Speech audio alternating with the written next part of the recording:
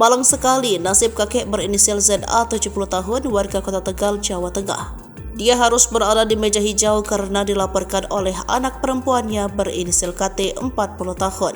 ZA menjalani proses persidangan sebagai terdakwa di Pengadilan Negeri Kelas 1A Tegal Senin 5 Februari 2024 kemarin. Ia pun didakwa karena melakukan kekerasan dalam rumah tangga atau KDRT kepada ZA. Terdakwa ZA disangkakan dengan pasal 44 Undang-Undang Nomor 23 Tahun 2024 tentang KDRT.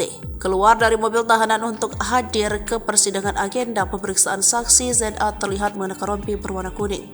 Tampak ia juga dikawal dengan ketat oleh petugas dari kejaksaan. Sementara pelapor KT merupakan putrinya sendiri tidak hadir di dalam sidang itu. Penasehat hukum terdakwa David Surya menilai dalam kasus tersebut terjadi kriminalisasi kepada kliennya ZA.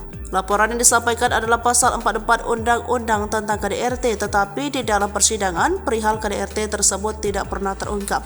Latar belakangnya kalau terungkap di fakta persidangan itu lebih karena adanya kotoran kucing yang tidak dibersihkan.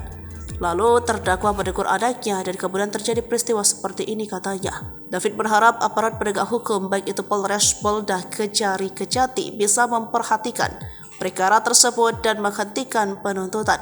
Upaya perdamaian sudah berulang kali akan dilakukan tetapi selalu gagal. Saya berharap ada restoratif justice yang dilakukan oleh Kejati agar perkara ini tidak berlanjut dan benar-benar akhirnya terdakwa bisa merasakan kebebasannya lagi, ungkapnya.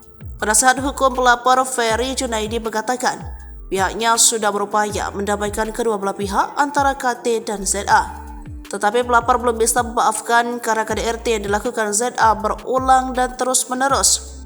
Upaya perdamaian dengan melibatkan 3 kakak kandung KT juga berlangsung sejak proses penyidikan di Polres, tetapi mereka tidak ada yang datang saat dipanggil.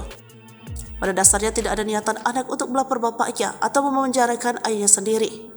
Namun karena keseringan bahkan kejadian berkali-kali, maka anak itu melaporkannya, ujarnya.